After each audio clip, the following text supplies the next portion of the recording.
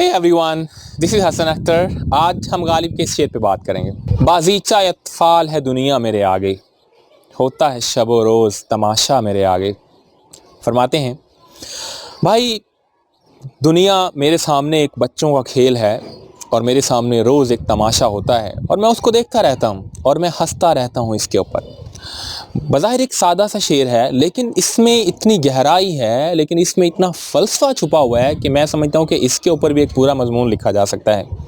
बाज़ीचा अत्फाल है दुनिया मेरे आगे, दुनिया की बेसबाती को, दुनिया के इस तमाम खेल तमाशे को गालिब अपने जूते की नोक पे रख रहे हैं। एक खेल है जो मेरे सामने है, बच्चों का खेल है और ये चल रहा है।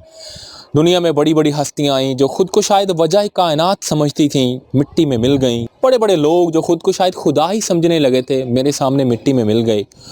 बड़ी बड़ी इजादात, नई नई इन्वेंशंस, ये नए नए जदीद दौर और इसमें होने वाले नए नए नशीबो फराज वो मेरे सामने हो रहे हैं और मैं उनको देख रहा हूँ।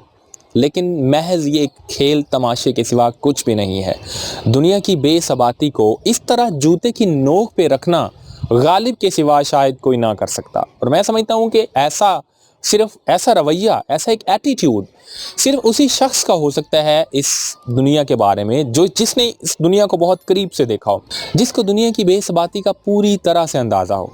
और गालिब बेशक एक बहुत बड़े फ़नकार थे, एक बहुत बड़े फ़िलासफ़र थे और वो दुनिया को इस अंदाज़ से लेते हैं। और मैं समझता हूँ कि इस 21वीं सदी में ज़िंदा रहने के लिए आप भी दुनिया को अगर इसी अंदाज से देखते हैं तभी आप एक कामयाब इंसान हैं। एक खेल है, हर रोज़ हो रहा है, इसके सिवा ये कुछ भी नहीं है। बस आज के लिए इतना ही।